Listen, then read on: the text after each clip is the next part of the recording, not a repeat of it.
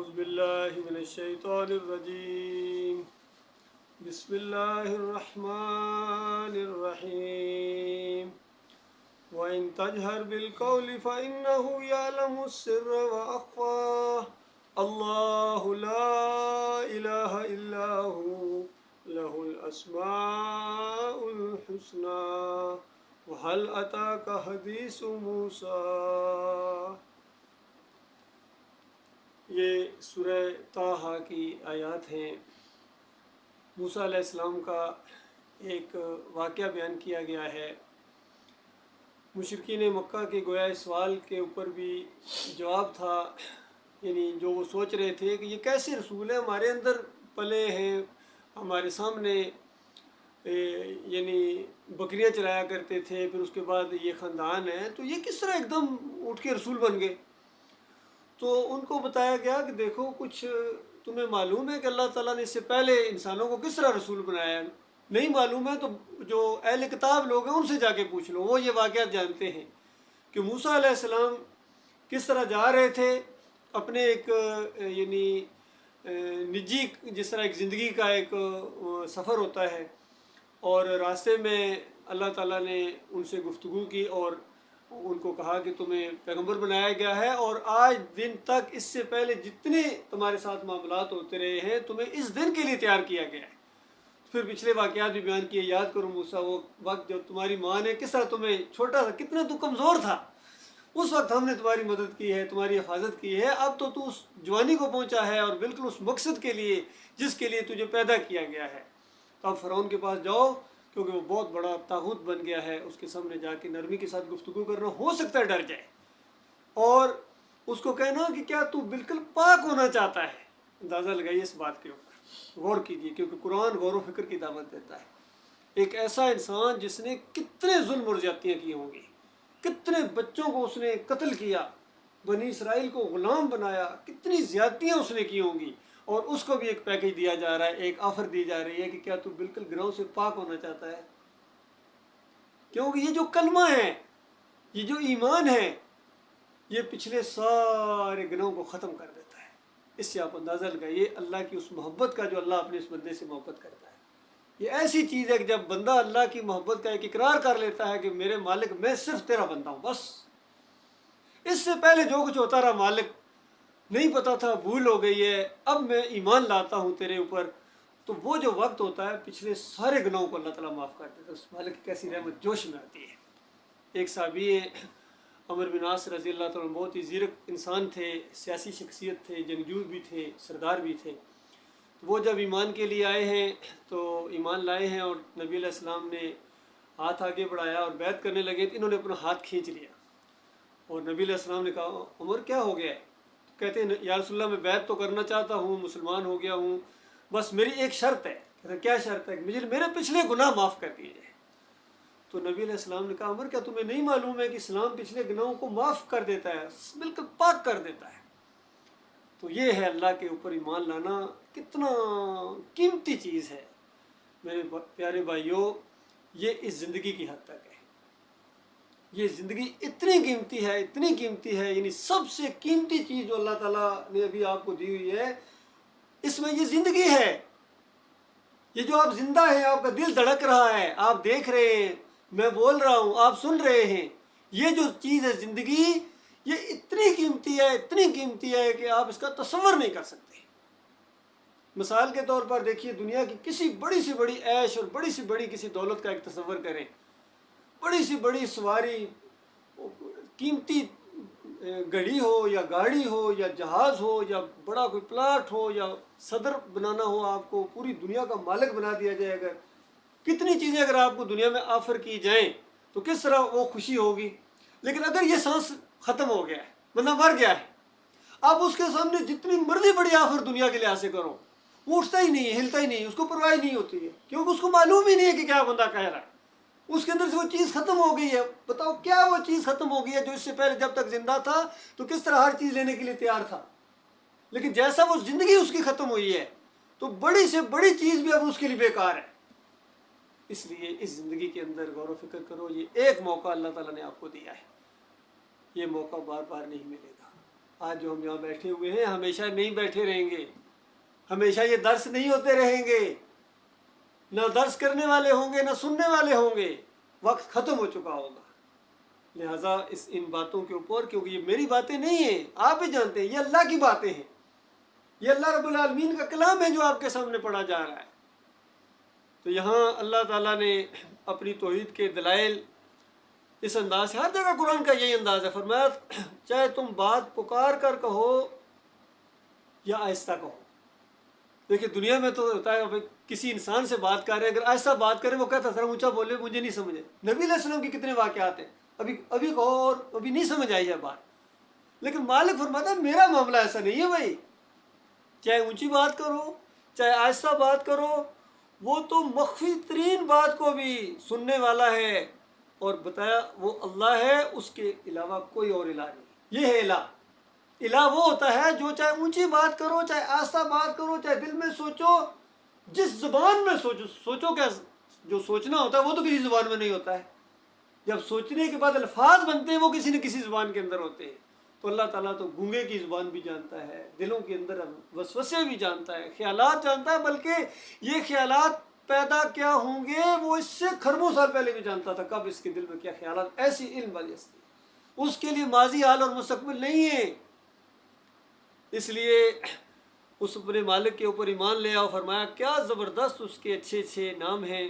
اور پھر یہ موسیٰ علیہ السلام کا یہ واقعہ بیان ہو رہا ہے، میں آپ کے سامنے مختصر اس کو بیان کروں گا تاکہ آپ کو نقشہ ذہن میں بیٹھ جائے، اور کس انداز سے اللہ تعالیٰ نے اس بات کو بیان کیا ہے کہ دیکھو اللہ کا منصوبہ اسی طریقے سے شروع ہوتا ہے۔ یہ نہیں ہے کہ بڑی فوجیں اکٹھی ہو جائیں گی اور بڑے زیادہ وسائل آپ کے پاس آ جائیں گے، بڑی کوئی ٹیکنالوجی آپ کے پاس، آپ اس کا انتظار کر رہے ہیں کہ اس کے بعد پھر آپ دین کے غلبے کے لیے کچھ سٹارٹ لیں گے۔ فرمایا دیکھو دو بھائی ہیں، دو بھائیوں کو ہم نے کہا کہ فرعون کے پاس جاؤ، اور بالکل وہ تھوڑے سے پہلے ڈر گئے ہیں، دیکھیں فرق، خالق اور مخلوق کا فرق دیکھیں، وہ خوف ان کے اوپر ہو گیا ہے، یا اللہ وہ تو بڑا سخت آدمی ہے، وہ تو ہماری بات کو سنے گا ہی نہیں، اور میرا ایک ان کے اوپر بظاہر ایک جرم بھی ہے، وہ قتل کر کے وہ واقعہ جو ہوا ہے وہ مجھے جاتے اس کیس میں پکڑ لیں گے، اور اس کے بعد آپ کی بات، اور پھر میں ذرا اس انداز سے بات بھی زیادہ نہیں کر سکتا ہوں، میرا بھائی ہارون ہے وہ بڑا فصیح زبان والا ہے، یا اللہ اس کو یہ ذمہ داری اس پر ڈال دیجیے۔ تو اللہ تعالیٰ نے کہا نہیں، اس کا آپ کا معاون بنا دیں گے، لیکن اصل ذمہ داری آپ ہی کے اوپر ہے، کیونکہ اللہ سے بہتر کوئی جاننے والا نہیں۔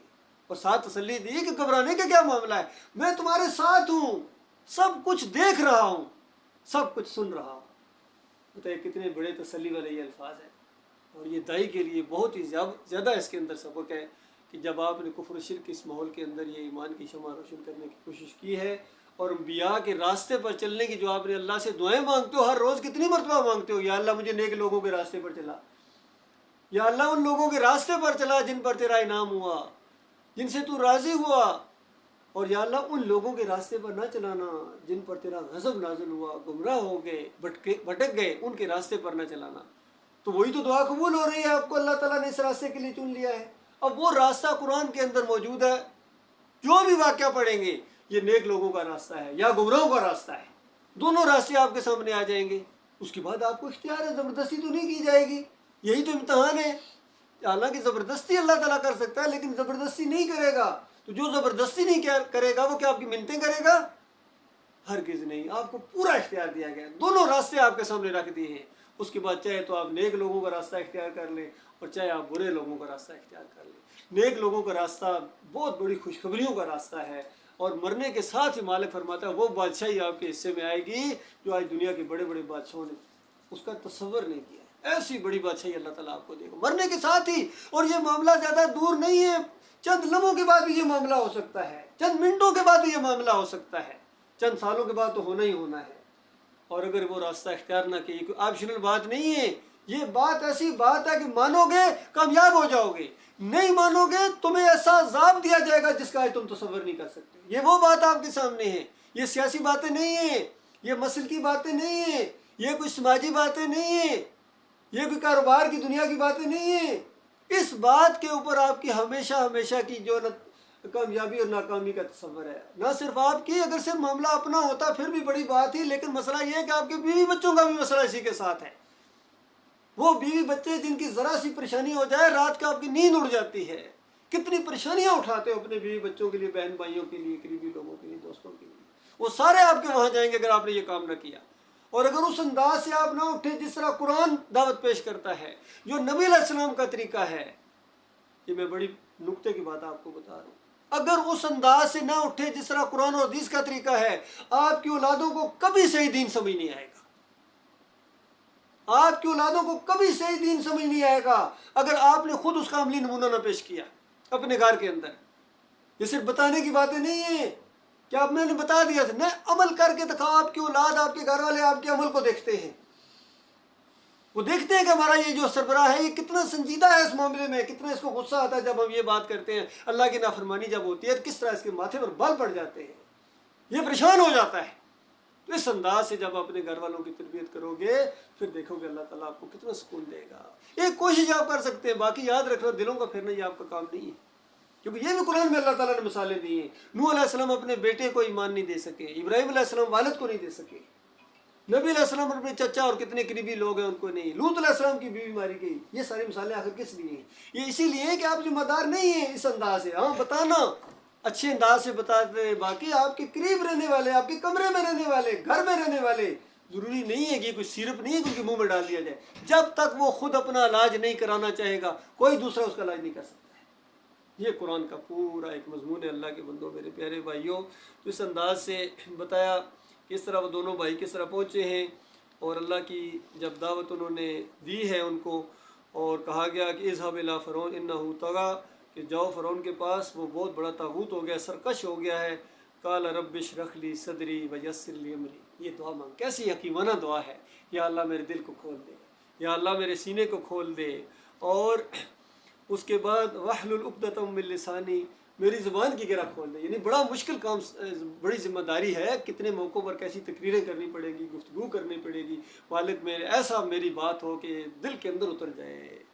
فرمایا ایسی مجھے صلاحیت دے مالک، واجعل لی وزیرا من اہلی، اور میرے اہل و عیال میں سے وزیر میرا، یعنی میرا ساتھی بنا، کیونکہ بہت بڑا مشکل کام ہے، کوئی ایسا بندہ ہو جو قابل اعتماد ہو، جس پر اعتماد کیا جائے، کیونکہ مشکل کام ہے۔ اور ہارون اگر میرے بھائی کو بنا دے پھر تو کہنا ہی کیا ہے، وہ تو بالکل میرا اپنا ہے۔ اس انداز سے اللہ تعالیٰ نے کہا کہ دیکھو تمہاری یہ دعا قبول کر لی گئی ہے، اب جاؤ اور میری یاد سے کبھی جو ہے وہ تغافل نہ برتنا، اور میں تمہارے ساتھ ہوں، انک کنت بنا بصیرا، میں بالکل تمہارے ساتھ ہوں، دیکھ رہا ہوں، اور جو کچھ تو نے یہ دعا مانگی ہے اپنے بھائی کے لیے وہ بھی قبول کر لی گئی ہے، اور اب اس کے پاس جاؤ۔ اس انداز سے گئے ہیں، اور کہا گیا ساتھ کہ اذهبا الی فرعون انه طغى، اور پھر دوبارہ اس کی بتائے گی کہ وہ بڑا طاغوت ہے، لہٰذا بڑی احتیاط کے ساتھ فقول له قولا لینا، اور بڑی آرام سے اس کے ساتھ بات کرنا، لعلہ یتذکر او یخشی، ہو سکتا ہے نصیحت پکڑ لے یا ڈر جائے، کیونکہ بڑا خوفناک انجام ہے۔ یہ بھی اس کو بتانا جا کے کہ اگر بات نہ مانی تو اس کے بعد تمہاری خیر نہیں، تمہاری ساری چودراہٹ، تمہاری ساری سرداری، تمہاری ساری بادشاہت یہ اس وقت ختم ہو جائے گی۔ اس وقت کوئی تمہارا حکم ماننے والا نہیں ہوگا، کوئی تمہاری فوجیں نہیں ہوگی، کوئی تمہاری وہاں پولیس نہیں ہوگی، تمہارا سارا اقتدار ختم ہو جائے گا۔ یہ ڈراؤ بھی اس کو ساتھ۔ اور اس کے بعد قال ربنا اننا نخاف ان یفرط علینا وان یطغى، دونوں بھائی کہنے لگے کہ یعنی یا اللہ ڈر لگ رہا ہے کہ وہ زیادتی کرے گا۔ پھر دیکھیے یہ خالق اور مخلوق کا فرق ہے، خالق ہے، وہ نہیں ڈر رہا کسی سے، لیکن جری موسیٰ علیہ السلام جیسے آدمی، بڑے ہمت والے آدمی، وہ بھی خوف محسوس کر رہے ہیں۔ لیکن اللہ تعالیٰ کہتا ہے کالا لا تخافا، بالکل ڈرنے کی کوئی ضرورت نہیں، اننی معکما، میں تم دونوں کے ساتھ۔ دیکھو اللہ تعالیٰ کہتا ہے میں تم دونوں کے ساتھ ہوں، اسمع و ارا، سن بھی رہا ہوں، دیکھ بھی رہا ہوں سارا کچھ۔ اور اس کے بعد وہ جو نشانیاں دو دیں، اس کے بعد مزید 7 نشانیوں کا بھی ذکر کیا کہ وہ بھی ساری میں بار بار دکھاؤں گا ان کو۔ لیکن بتاؤ اللہ کے بندو، فرعون جیسے انسان نے کتنی مخالفت کی ہے، کیونکہ توحید کی دعوت تھی کہ تم سرکشی سے باز آ جاؤ، تم الہ نہیں ہو، الہ ایک ہے، معبود ایک ہے، اس کے بندے بن جاؤ، اس کے فرم بردار بن جاؤ۔ اور آج چند دنوں کی زندگی کے اندر اپنی نہ چلاؤ، اپنی چلاؤ گے تمہارے جاؤ گے، اور اللہ تعالیٰ کے بندے بن جاؤ، تمہیں کیا جاتا ہے، اتنا مطالبہ ہے۔ ہر نبی کی یہ دعوت رہے، یاد رکھیں۔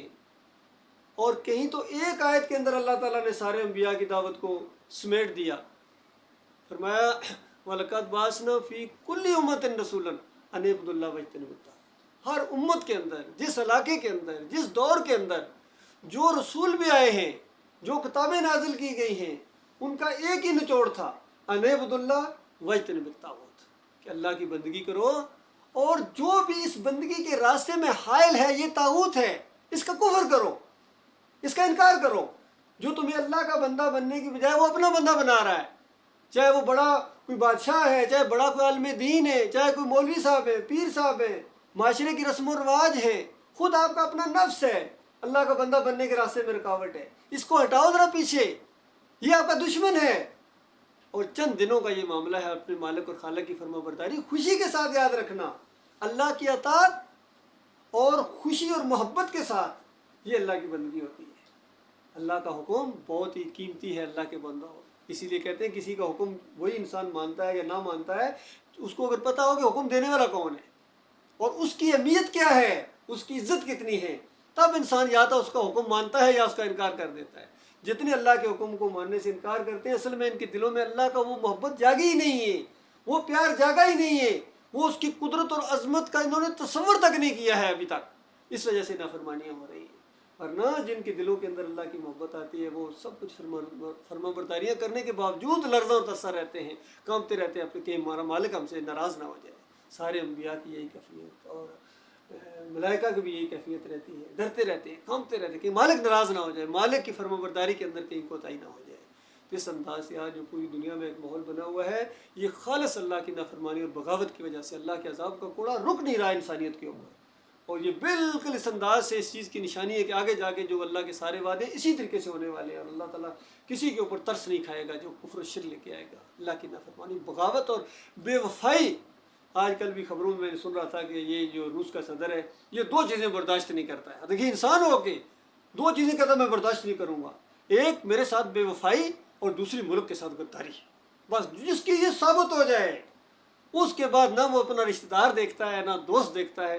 اور بھی بادشاہ رہے ایسے، یہ اصول ہے بادشاہی کا بھی کہ غداروں اور بے وفاؤں کو نہیں قبول کیا جائے گا۔ تو بتاؤ اللہ رب العالمین کے بارے میں کیا خیال ہے؟ وہ رب العالمین ہے، وہ بادشاہوں کا بادشاہ ہے، اس نے بھی یہی چیز بتائی ہے کہ دیکھنا میرے ساتھ بے وفائی نہ کرنا، میرے ساتھ غداری نہ کرنا، بس یہ دو کام اگر تم نے نہیں کیے ہیں، باقی پہاڑوں جیسے گناہ لے کے آ جاؤ، پوری زمین اور آسمان کو گناہوں سے بھر کر آ جاؤ، پھر بھی میرے سے مایوس نہ ہونا، میں سارے گناہ تمہیں معاف کر دوں گا بغیر سزا دیے، یا سزا دے کہ جس طرح چاہوں۔ لیکن اگر مشرک بن کر ہے، شرک سب سے بڑی اللہ کے ساتھ غداری، یاد رکھو، یہ نقطہ یاد رکھو، شرک سب سے بڑی بے وفائی ہے اپنے مالک اور خالق کے ساتھ، اور اس کو زنا سے تعبیر کیا گیا کہیں، حالانکہ عیسیٰ علیہ السلام نے اپنے دور کے دوران ایک زانیہ عورت کی طرح ہے، جس طرح اپنے خاوند پر اکتفا نہیں کرتی ہے، اس طرح مشرک اپنے اکیلے مالک کے اوپر اکتفا نہیں کرتا ہے، یہ دائیں بائیں مارتا ہے، کہتا ہاں اللہ ہے طاقتوں والا، لیکن چادر چڑھانی ضروری ہے، واسطے وسیلے، یہ ان کے طفیل مانگنا، یہ جناب یہ تعویذ کرنا، یہ پیری مریدی، یہ عرس اور میلے ہیں، آخر ان میں بھی تو کچھ پوری دنیا کر رہی ہے، سارے کر رہے ہیں، تو بتاؤ اللہ کے بندو ساری دنیا کر رہی ہے تو اللہ تعالیٰ تو نہیں دیکھتا نا؟ یہ تو شیطان کی جو کہہ کے آیا تھا کہ میں ان کو دائیں سے بائیں سے، یہ شیطانی ٹولے بن گئے ہیں سارے کے سارے، کوئی مسلک ہو، وہ بریلوی ہو، وہ دیوبندی ہو، وہ اہل حدیث ہو، سلفی ہو، وہ صوفیوں کا گروہ ہو، وہ سیاسی گروہ ہوں جتنے یہاں پائے جاتے ہیں، سارے کے سارے اسی وجہ سے سورہ یاسین کے اندر ہے، جب جہنم کی طرف گروہ در گروہ جا رہے ہوں گے تو اس کا کہا جائے گا روک کے ان کو روکو، اور اللہ تعالیٰ کی طرف سے کہا جائے آدم کے بچوں، کیونکہ سارے آدم کے بچے ہیں، اس میں سکھ بھی ہوں گے، ہندو بھی ہوں گے، عیسائی بھی ہوں گے، اور یہ مسلمانوں کے فرقے بھی، اور کتنی دیری بھی سارے، آدم کے بچوں، وہ کیا میں نے منع نہیں کیا تھا کہ شیطان کی بندگی نہ کرنا؟ اس نے بے شمار گروہوں کو، گروہ در گروہوں کو، پارٹیوں جتھوں کو گمراہ کر دیا، وہ دماغ نہیں کام کرتا تھا، دماغ نہیں کام کرتا تھا، تو سادہ سی بات ہے، دماغ کیوں نہیں کام کرتا آپ کا؟ کرتا ہے دماغ کام، کہ اللہ کے ساتھ کسی کو شریک نہیں ٹھہرانا ہے، شرک کرنے والوں کے ساتھ اگر آپ کے تعلقات ہیں، ان کو اپنا امام بنا رہے ہیں، جو دین کو کاروبار جنہوں نے بنایا وہ آپ کے لیڈر ہیں، بتاؤ تو اللہ کے ساتھ تمہارا کیا تعلق ہے؟ سوچو، اتنا دماغ تمہارا نہیں کام کر رہا؟ سادہ سی بات نہیں سمجھ میں آ رہی ہے؟ اللہ نے صرف ایمان مانگا ہے، توحید مانگی، ایمان خالص مانگی ہے، تو آپ نے وہی آپ نے نہیں کی۔ آج ایک بھائی سے بات ہوئی ہمارا، ابھی اس انداز سے پختگی نہیں آئی ہے، تو حالانکہ کافی ایمان کی باتیں سمجھ گئے ہیں، تو کہتے ہیں وہ میں کبھی کبھی نماز ان کے پیچھے پڑھ لیتا ہوں، اہل حدیثوں میں، پھر ایمان کیا سمجھے ہو؟ پھر تو تم ایمان کو نہیں سمجھے ہو، جن کا شرک ثابت ہے، چاہے اہل حدیث ہوں، چاہے بریلوی ہوں، دیوبندی ہوں، اب وہ امام بنانے کے لائق نہیں ہے. وہ اللہ کے دشمن ہیں، اللہ کے بندے، اللہ کے دین کو روکنے والے ہیں. علی انجینئر صاحب کہتے ہیں میں تو چندے دیتا ہوں ان کو، یہ میں ان کو ایمان مانگتا ہوں، اور شہادت ثابت کریں اندازہ لے کفر و شرک پھیلانے والے، گھوڑے کے پجاری، عرس اور میلے کرنے والے، اور 10 محرم کی سبیلیں لگانے والے. بتاؤ یہ جب مرتے ہیں شرک کے اوپر جو مر رہے ہیں، کفر کے اوپر جو مر رہے ہیں، تو یہ شہید سارے کہتے شہید ہو گئے. اندرا گاندھی بھی شہید ہو گئی تھی سکھوں کی، اندازہ لے ہندوؤں کی، انہوں نے کہا تھا شہید ہو گئی ہے. اس لفظ کو کتنا بدنام کیا ہے انہوں نے. اور کیوں نہ کرتے جب انہوں نے خود ایمان عقیدے کو جب چھوڑ دیا ہے، اس کے بعد ظاہری بات ہے پھر ان کے اندر وہ چیز نہیں رہی ہے. میرے بھائیوں ہر جگہ اس بات کو ثابت کیا جا سکتا ہے. الحمدللہ سے لے کر والناس تک یہی مسئلہ ہے، اور علماء نے گمراہ کیا ہے. دیکھو سورہ فاتحہ میں ہمیشہ ذکر کرتا ہوں، کتنی سادہ صورت ہے. اللہ کے بندو اس پر غور کرو، تمہارا دماغ کیوں نہیں کام کر رہا ہے؟ اللہ کی حمد و ثنا بیان کرنے کے بعد ایاک نعبد و ایاک نستعین کتنا سادہ ہے. کون کہہ رہا ہے، کس کو کہہ رہا ہے، کس کی سکھائی دعا ہے؟ کیا یہ بھی سمجھ میں نہیں آتی ہے؟ سمجھ میں آتی ہے. اور سادہ ترجمہ ہے، اے اللہ ہم تیری عبادت کرتے ہیں، یا اللہ ہم تجھ سے مدد مانگتے ہیں. اور محمود الحسن صاحب جو چوٹی کے علماء ہیں دیوبندیوں کے، انہوں نے تفسیر لکھی اور حاشیہ چڑھایا اور کہا کہ اللہ کے مقبول بندوں کو خالص واسطہ رحمت الہی سمجھ کر اگر ان کو بھی پکارا جائے تو اس کے بعد یہ بھی اللہ ہی کو پکارنا ہے.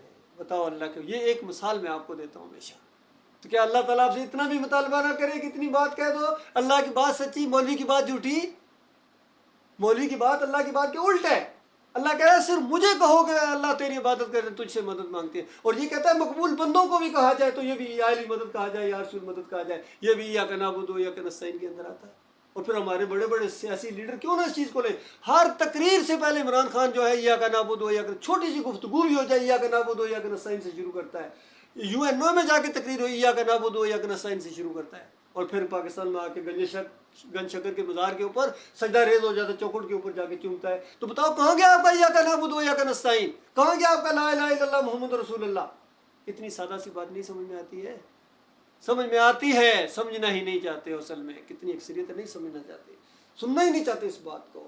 لیکن مالک نے بھی فیصلہ کر دیا ہے، انہ من یشرک باللہ فقد حرم اللہ علیہ الجنہ. جس نے اللہ کے ساتھ شرک کیا اس کی موت آ گئی. پکی اور آخری بات یہ ہے کہ اللہ نے اس کے اوپر جنت کو حرام کرا دے دیا. اور پھر سمجھانے کے لیے کہا کہ تم کیا چیز ہو، یہ میرے انبیاء ہیں. وَلَوْ أَشْرَكُوا لَحَبِطَ عَنْهُمْ مَا كَانُوا يَعْمَلُونَ. اگر یہ بھی شرک کرتے میں ان کا کیا کرایا غارت کر دیتا. بتائے اللہ تعالیٰ کتنا زور دیا جا رہا ہے. یشرک باللہ شیئا دخل النار. حدیث نبی علیہ السلام، جس نے شیئن بھی شرک کیا، شیئن بھی شرک کیا اور موت آ گئی، ختم کہانی اس کی ختم ہو گئی. باقی کسی اور کو پکارنا، یا علی مدد، یا رسول مدد، یا غوث مدد، یا محی الدین چشتی پار لگا دے کشتی، تو پہاڑوں جیسے شرک ہیں. واسطے وسیلے یا اللہ اپنے حبیب کے صدقے، بے حرمتے فلاں، بے حقے فلاں. یہ تو کائنات کے اندر ایسے شرک ہے کہ مالک فرماتا ہے اللہ کے غصے کی وجہ سے زمین اور آسمان پھٹ جائیں. کہیں رکوع اور سجدے ہو رہے ہیں، کہیں پکاریں لگائی جا رہی ہیں. آج یہ مسئلہ نہیں ہے کہ کچھ لوگ نمازیں نہیں پڑھتے ہیں، یا کچھ لوگ ہیں بس وہ کمرے میں پڑھ لیتے ہیں، مولوی صاحب کے پیچھے نہیں پڑھتے، روزے نہیں رکھتے ہیں، وہ عمرہ نہیں کرتے ہیں. اتنے امیر آدمی حج بھی نہیں کیا. یہ مسئلہ نہیں ہے. اصل مسئلہ یہ ہے کہ عمرہ بھی کرتے ہیں، حج بھی کر کے ہیں، حاجی صاحب تہجد گزار بھی ہیں، دوڑ دوڑ کے اپنے جماعت کے ساتھ نمازیں بھی پڑھتے ہیں، اور خیرات بھی کرتے ہیں، اور ساتھ ساتھ شرک بھی کرتے ہیں. بس یہ مسئلہ ہے. اور شرک کی وجہ سے سارے اعمال برباد ہو جائے. ہماری سادہ سی دعوت ہے. اللہ تعالیٰ نے ہمیں بچایا، کہ اپنی بڑی بات نہیں، ہم بھی اسی معاشرے کے لوگ تھے. یقین کیجئے کتنے شرکوں کے اندر ہم مبتلا تھے، لیکن ہمارے مالک اور خالق نے ہمارے اوپر احسان کیا ہے، جس نے ہماری آنکھیں کھولی ہیں مرنے سے پہلے. ہم کتنا شکر ادا کریں اس کا بتاؤ. اب ہم سے یہ امید رکھتے ہو کہ پھر ہم بابا جی کی ڈالی لے کے جائیں گے؟ اب ہم سے یہ امید رکھتے ہو کہ ہم پھر تمہارے اس کے لیے چادر چڑھا کے لے کے جائیں گے؟ ہمیں اللہ نے کفر و شرک سے نکالا ہے. پھر تمہارے اس دنیا دار اجرتی مولوی کے پیچھے ہم نمازیں پڑھیں گے، چندے دیں گے ان شرک کرنے والوں کو، بریلیوں کو، دیوبندیوں کو، اہل حدیثوں کو، سلفیوں کو؟ کون سا شرک ہے جو ان کے اندر نہیں ہے؟ ان کے اکابرین کے اندر شرک بھی ثابت ہے. لہذا جس کا شرک ثابت ہو گیا ہے اب وہ رحمت اللہ علیہ نہیں ہے. بالکل آخری فیصلہ اللہ کی کتاب کا. اس لیے میرے پیارے بھائیوں، جو سمجھ گئے ہو اس ایمان کے اوپر جم جاؤ. اللہ نے صرف آپ کو استقامت مانگی ہے کہ ایمان سمجھ آ گیا ہے، اب استقامت دکھاؤ. اب تمہاری آزمائش ہوگی، ہر اینگل سے آزمائش ہوگی، ایمان کے مطابق آزمائش ہوگی. کتنے ہوں گے رشتے ناطے اسی راستے میں ٹوٹیں گے، دوستیاں ٹوٹیں گی. حالات کے تحت ہو سکتا ہے نوکریاں بھی چلی جائیں، کاروبار میں مندہ پڑ جائے، کتنی ہو چیزیں، صحت کے اندر کمزوری آ جائے، کتنا کچھ ہوگا آپ کے ساتھ. تب پتہ چلے گا نا کہ تم لا الہ الا اللہ کے ماننے والے ہو یا نہیں ہو. ادھر ادھر دوسروں طرف بھی جھکنے والے ہو، کمزور ہو، پیچھے ہٹ جانے والے ہو، تو یہ تو آزمائش ہوگی۔ جو آخری سانس تک اس ایمان کو لے گیا اللہ کی توفیق سے، یہ موڑ ہے، موت تو ایک موڑ ہے، اس موڑ کے بعد منزل ہے، سب کچھ نظر آنا شروع ہو جائے گا میرے بھائیوں۔ اللہ کے سارے وعدے سچے ہوں گے اور اس کے بعد شیطان کے سارے وعدے جھوٹے ہوں گے، کیونکہ شیطان ان کو یہ دکھاتا ہے، ان کو غربت سے ڈراتا ہے اور ان کے اپنے جو ان کی پارٹیوں سے ڈراتا ہے، یہ ہو جائے گا وہ ہو جائے گا، کچھ نہیں ہوگا۔ جب اللہ آپ کے ساتھ ہے تو دیکھو انبیاء کا راستہ تو یہ ہے، کس طرح اللہ تعالیٰ نے کہا تھا موسیٰ علیہ السلام، میں تمہارے ساتھ ہوں، میں تمہارے ساتھ ہوں، دیکھ رہا ہوں، سن رہا ہوں، کوئی مسئلہ نہیں، جاؤ توحید کی دعوت دو، ایمان خالص کی دعوت دو، سب پھر کو جا کے بتاؤ کہ اپنی نہ چلائیں۔ اس انداز سے میرے بھائی آج بھی اگر کسی کو موقع مل جائے اس دعوت کو اٹھانے کو، اللہ تعالیٰ اس کے ساتھ ہے، اللہ ہمارا حامی و ناصر ہے، اور اللہ تعالیٰ ہمارا بہت ہی مضبوط ہے، بہت طاقت والا ہے، بہت قدرت والا ہے، یقین کیجیے۔ اس کے بھروسے کے اوپر ہم نے اس راستے میں قدم ڈالا ہے، اور اللہ تعالیٰ ہی اس کو آخری دم تک لے کے جائے، اس کو ایمان کے نور کو لہٰذا استغفر اللہ لی و لکم۔